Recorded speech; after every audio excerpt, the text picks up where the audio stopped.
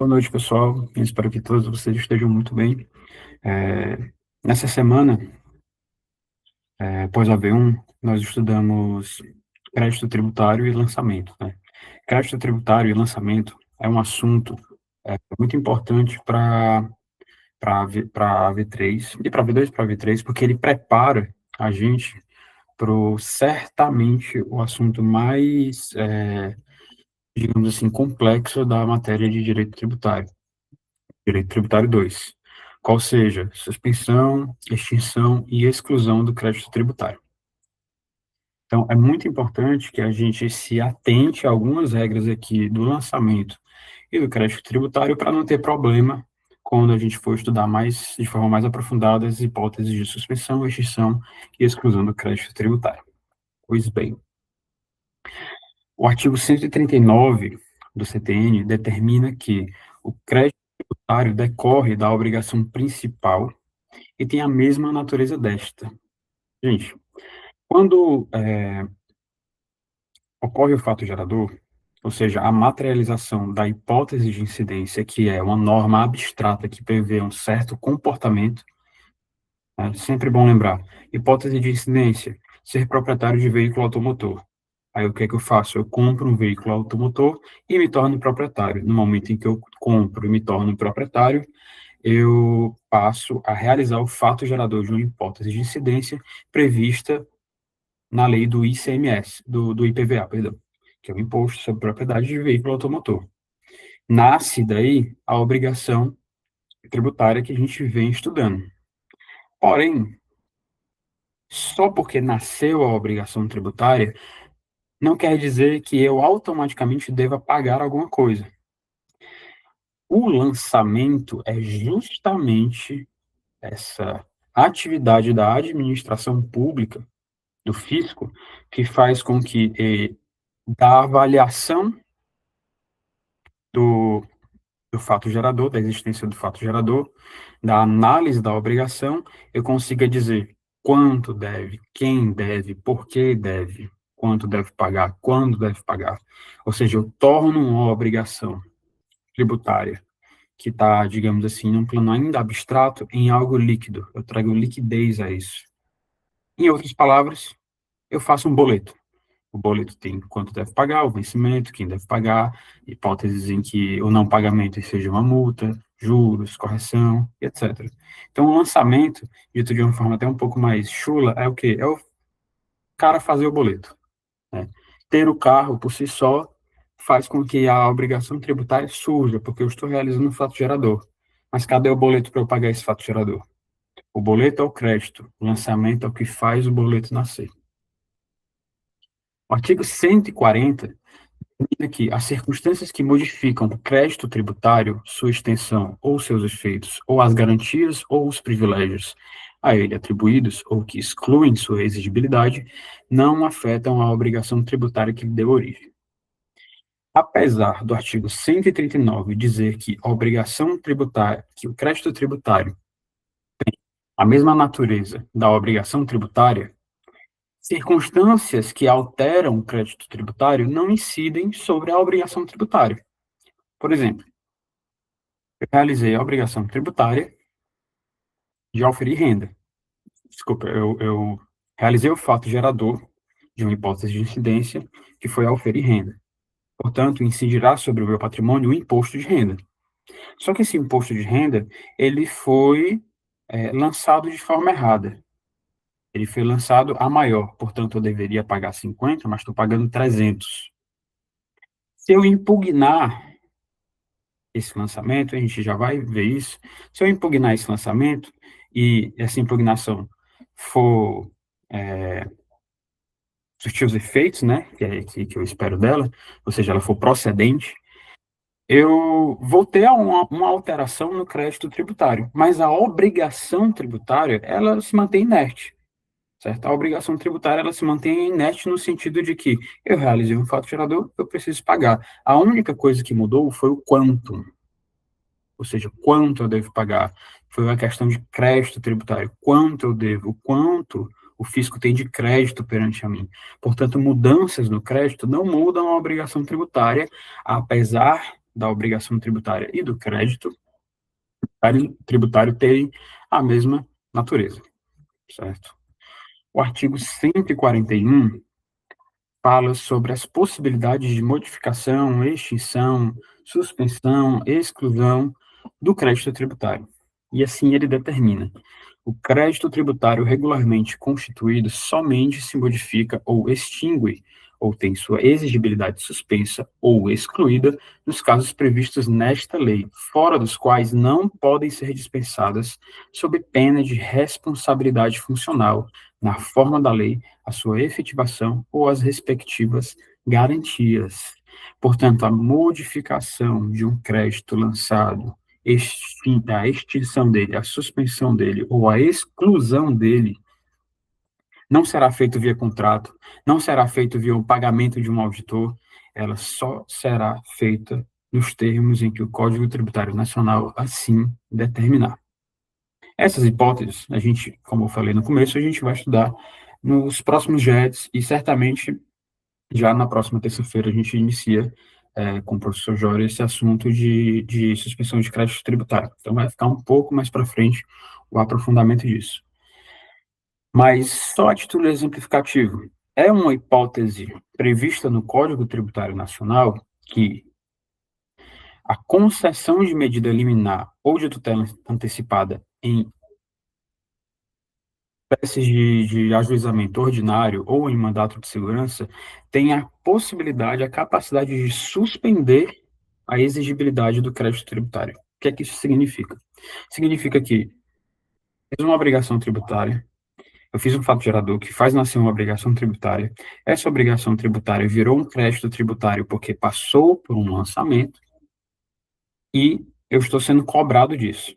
Só que eu discordo desse lançamento tributário, desse crédito tributário.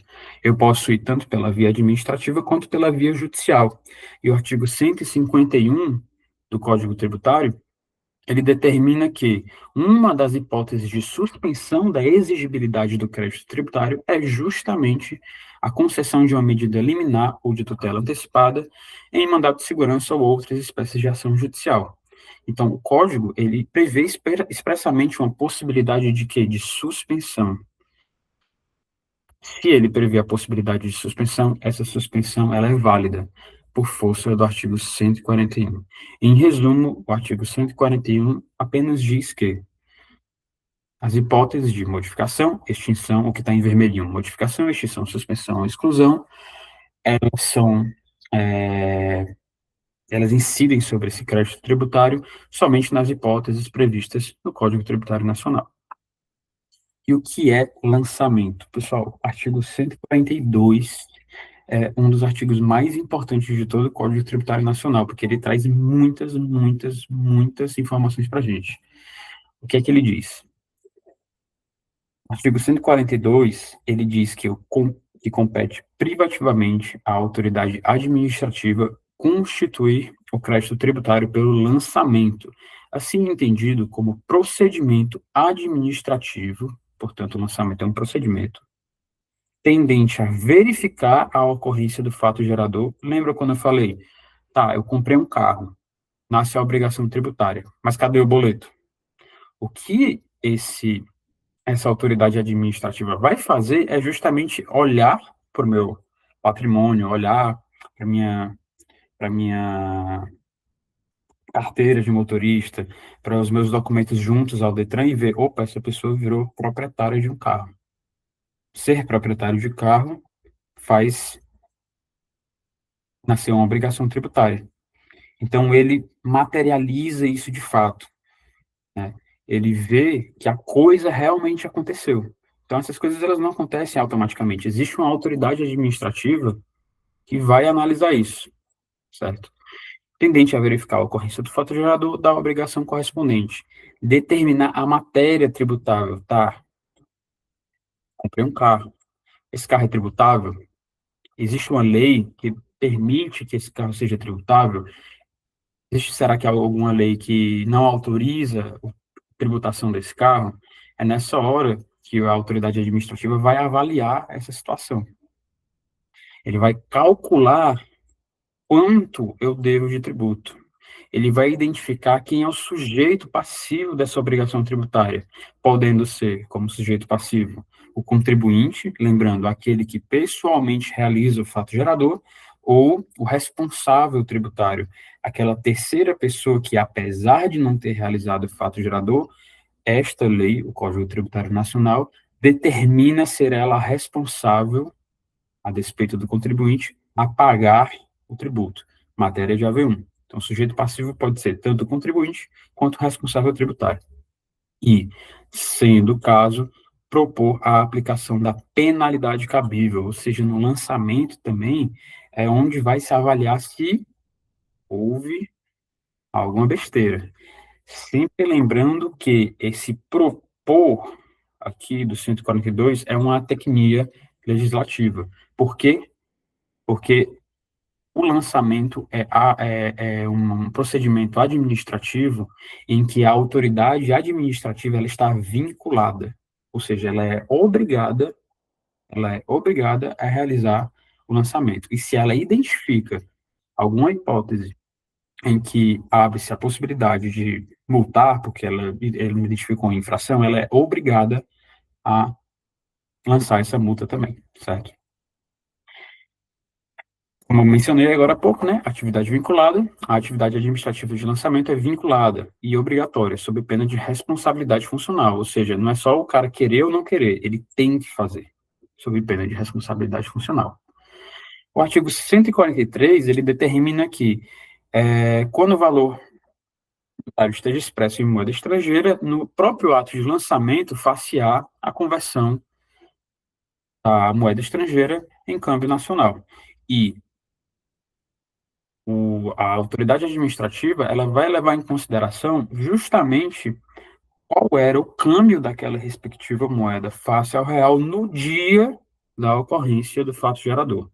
Portanto, se o dólar estava R$ 10 ontem e hoje está R$ 5, e eu realizei o fato gerador ontem, então o câmbio vai ser R$ 10, não R$ 5. Artigo 144. Esse aqui também é muito importante, os professores gostam muito de cobrar isso aqui em prova, seja colegiada, seja em AV2. O que é que diz o artigo 144? Lançamento, reporta-se a data da ocorrência do fato gerador da obrigação e rege-se pela lei então vigente, ainda que posteriormente modificada ou revogada. Eu coloquei aqui um caso concreto, né, típico de questão de prova. Dá uma olhadinha aqui nele rapidinho. Imagine-se, por exemplo, que nos exercícios de 2018 e 2019 vigora a Lei X, determinando que a alíquota do imposto de renda é de 25%. Em 2020, porém, esta lei é revogada pela Lei Y, segundo a qual esse imposto será devido pela alíquota de 20%. Caso o contribuinte seja fiscalizado em 2021, mas a autoridade pretenda exigir quantias devidas e não pagas em 2018 e 2019, deverá ser aplicada a Lei X e ser calculado o imposto pela alíquota de 25%. Ou seja, em 2018 e 2019, que foi quando eu realizei o fato gerador do imposto de renda, a alíquota do imposto de renda sobre essa renda era de 25%.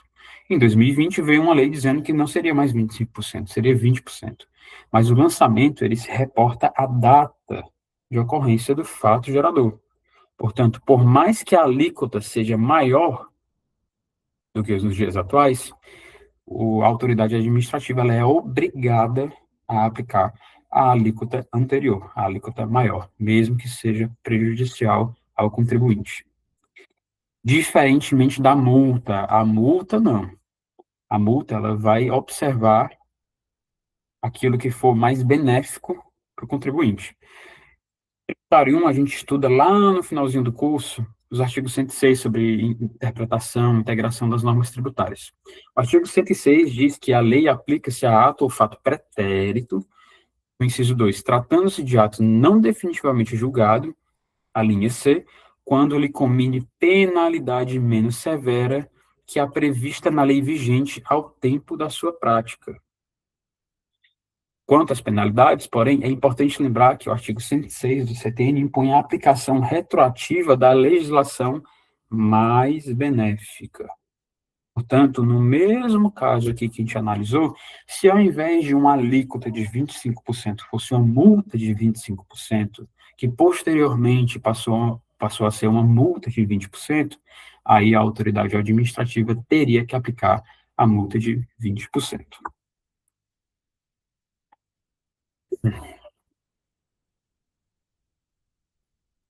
Quando é que termina essa questão do lançamento? O lançamento regularmente notificado ao sujeito passivo só pode ser alterado em virtude de. Se ele só pode ser alterado em virtude de, entende-se que o lançamento notificado é o ato que encerra esse procedimento administrativo. De uma leitura aqui desse caput, que é um pouco estranha, a gente entende que a notificação do lançamento é o ato que encerra esse processo administrativo, de tal sorte que só poderá ser alterado em virtude de, impugnação do sujeito passivo, ou seja, recurso administrativo ou mesmo processo judicial. 2, recurso de ofício. 3, iniciativa de ofício da autoridade administrativa, nos casos previstos no artigo 149. A gente vai ver já já. Mas essas questões, por exemplo, de recurso de ofício, a gente tem que se remeter lá a direito administrativo, né? Vocês devem lembrar que um dos poderes da administração pública refere-se justamente à autotutela da administração pública. Então, se a autoridade administrativa ela observa uma ilegalidade, ela tem um poder, mediante a autotutela da administração pública, de afastar aquele vício. Ela não precisa ir até o judiciário para invalidar aquela ação que se sabe ser ilícita, certo? Então, esses recursos de ofícios, essas alterações, é quando a própria autoridade administrativa, ela percebe que houve algum problema ali e ela, como ela tem o princípio da legalidade administrativa, né, ela tem um dever de agir pela lei, então ela é obrigada a realizar esse recurso, essa alteração. Pois bem, pessoal, entendendo que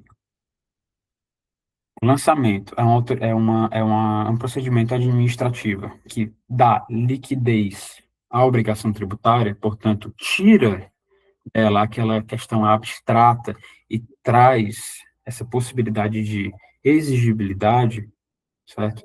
Ou seja, agora eu estou dizendo quem deve, quanto deve, por que deve, quando deve pagar, e ele se encerra justamente na notificação ao contribuinte ou ao responsável tributário, portanto, ao próprio sujeito passivo, a gente vai passar a estudar agora como esse lançamento pode acontecer. E ele pode acontecer de três maneiras: por homologação, por declaração e de ofício.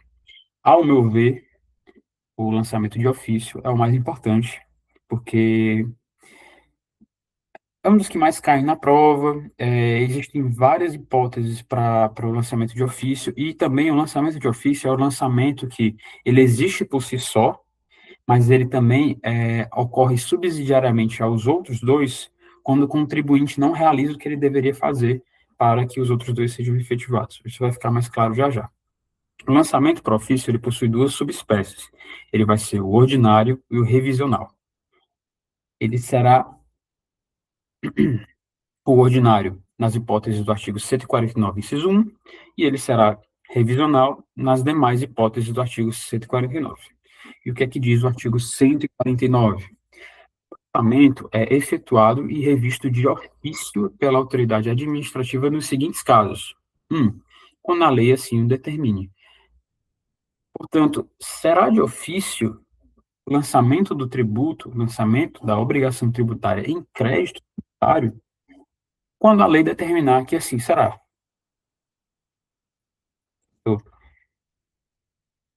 IPVA, lançamento de ofício.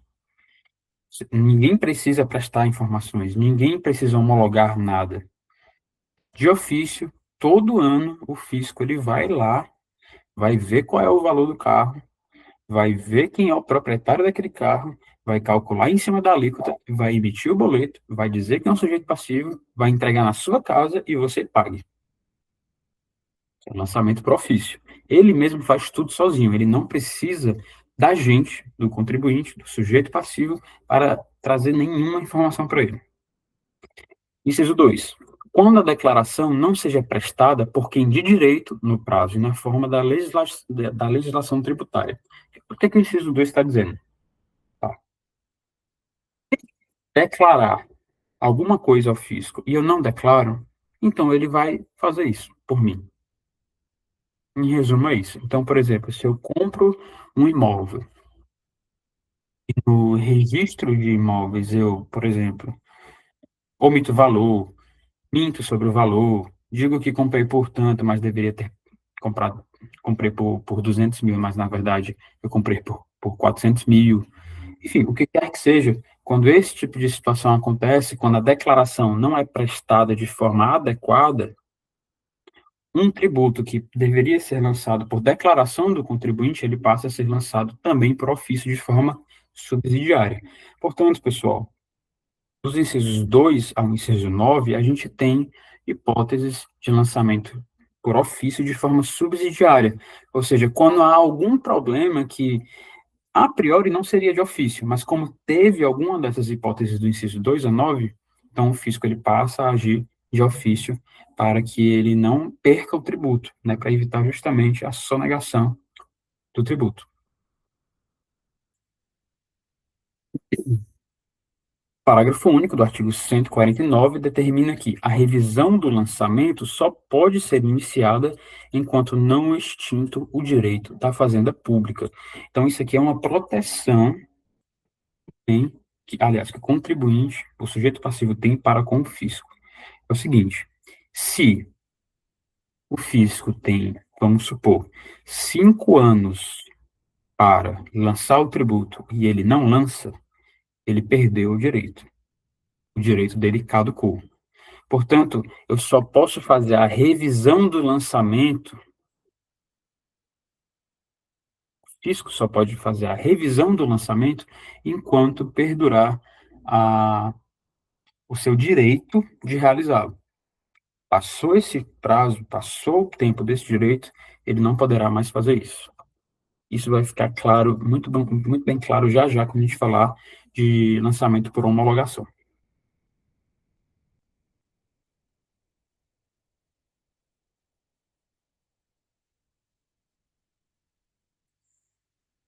O artigo 147, ele traz a hipótese de lançamento tributário por declaração.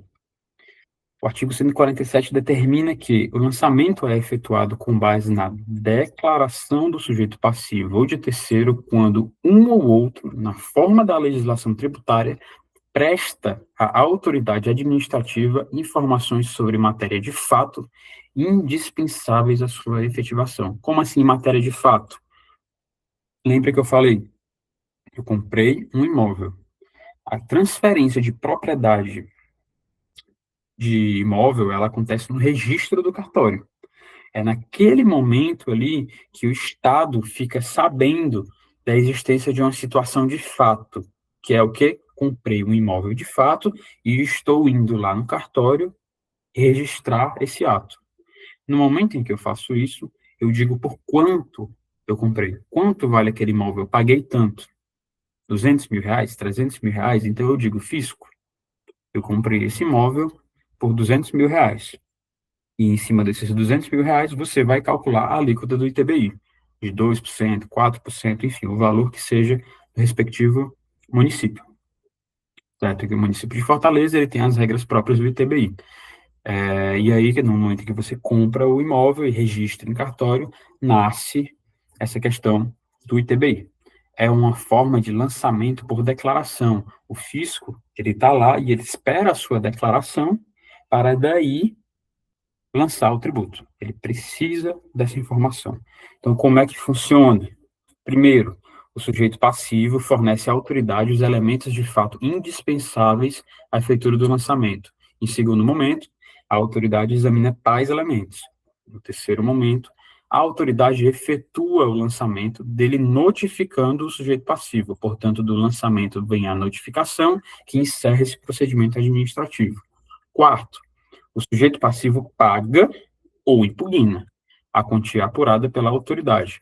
no prazo por ela designado, o qual será necessariamente posterior ao recebimento da notificação do lançamento. Portanto, eu declaro, a autoridade calcula, a autoridade lança, a autoridade me notifica e eu pago ou impugno. Lançamento por declaração é basicamente isso. Agora, o lançamento por homologação. Pessoal, lançamento por homologação é o imposto de renda. Sabe? Não é a única hipótese, mas é certamente a hipótese mais famosa de lançamento por homologação. É aquele velho meme do está iniciando agora o período em que o fisco pergunta quanto você acha que você me deve e eu te pergunto quanto eu devo para você, né? Aquela figurinha lá do Velho Oeste. Não sei se você já viu no Instagram, mas é mais ou menos essa ideia, né? Aqui há uma atuação muito maior do sujeito passivo, muito maior. Vamos ver o que aqui diz o artigo 150. O lançamento por homologação, que ocorre quanto aos tributos cuja legislação atribua ao sujeito passivo o dever de antecipar o pagamento sem prévio exame da autoridade administrativa.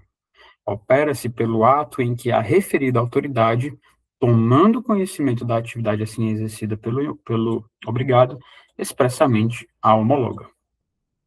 Como é que isso funciona? Imposto de renda incide sobre minha renda. Em 2025, eu ganhei salário durante todo o ano, consegui umas coisas, paguei outras, vendi isso, comprei aquilo. Tudo isso, né, é calculado em cima da renda que eu tive e em cima dessa renda incidirá uma alíquota. Antes de haver a, o lançamento desse tributo, eu já antecipo esse pagamento. Tanto é, pessoal, e para quem já trabalha, recebe salário, vocês vão ver lá que no contra-cheque de vocês tem assim, imposto de renda de pessoa física, ou então imposto de renda retido na fonte. O que é isso? É o teu empregador já tirando do teu salário o imposto de renda. Porque pelo teu imposto de renda, ele é o responsável tributário. É muito mais fácil o fisco cobrar logo do teu empregador o imposto de renda do que ele ficar cobrando de todo mundo. De toda sorte, você precisa fazer esse processo para avaliar quanto realmente você deve, quanto realmente você não deve, pagar antecipadamente e, quando houver o lançamento, aí há essa questão da restituição do imposto de renda, certo? Então, o lançamento para homologação é o lançamento em que o contribuinte, ele avalia a obrigação tributária, ele antecipa o pagamento e só depois é que a autoridade administrativa ela homologa esse lançamento. Portanto, o lançamento ele só finda com a homologação. Se o lançamento ele só finda com a homologação, gente, isso significa dizer que o crédito tributário, ele realmente ele só vai ser extinto quando a autoridade administrativa, enfim, homologar o crédito. Porque enquanto isso não acontecer, esse pagamento, esse crédito, melhor dizendo, ele fica sob uma condição suspensiva. É justamente o que diz, aliás, uma condição resolutória, que é justamente o que diz o parágrafo 1º. O pagamento antecipado pelo obrigado nos termos deste artigo extingue o crédito sob condição resolutória da ulterior homologação do lançamento. Portanto, o pagamento de um tributo cujo lançamento ocorre por homologação só vai ser extinto de fato, esse crédito só vai ser extinto de fato quando, enfim, houver a homologação desse lançamento, do qual eu antecipei o pagamento. O que é que diz o parágrafo 2º? Não influem sobre a obrigação tributária quaisquer atos anteriores à homologação praticados pelo sujeito passivo ou por terceiros, visando a extinção total ou parcial do crédito. Parágrafo 3º. Os atos a que se refere o parágrafo anterior serão, porém, considerados na apuração do saldo porventura devido e, sendo o caso, na imposição de penalidade ou sua graduação. O que é que isso quer dizer? Se eu declaro o imposto de renda a menor, mas deveria ter declarado a maior, eu vou continuar sendo obrigado ao pagamento desse valor que eu deixei de recolher. Porém, o valor a menor que eu paguei, ele vai ser considerado na apuração daquilo que eu devo. Portanto, se eu pago 100 de imposto de renda, mas eu deveria ter pagado 300, ainda resta 200. E o fisco vai atrás de mim por esses R$ 200. Resumidamente, a ideia é essa. Parágrafo 4º. Se a lei não fixar prazo à homologação, será ele de 5 anos a contar da ocorrência do fato gerador. Expirado esse prazo, sem que a Fazenda Pública se tenha pronunciado, considera-se homologado o lançamento e definitivamente extinto o crédito, salvo se comprovada a ocorrência de dolo, fraude ou simulação. Vocês lembram que eu falei para vocês que o lançamento ele pode ser revisto no prazo em que a Fazenda Pública tem o direito de lançá-lo. E, no caso do lançamento por homologação, e não houver na lei nenhuma disposição em sentido contrário, se em 5 anos da ocorrência do fato gerador o fisco não homologar, ele perde o direito de fazer qualquer revisão e entende-se aquele lançamento como homologado tacitamente. Certo? E se eu já tiver recolhido o valor, mesmo que a menor, ele vai estar extinto. Aquele crédito estará extinto, salvo hipótese de dolo, fraude ou simulação.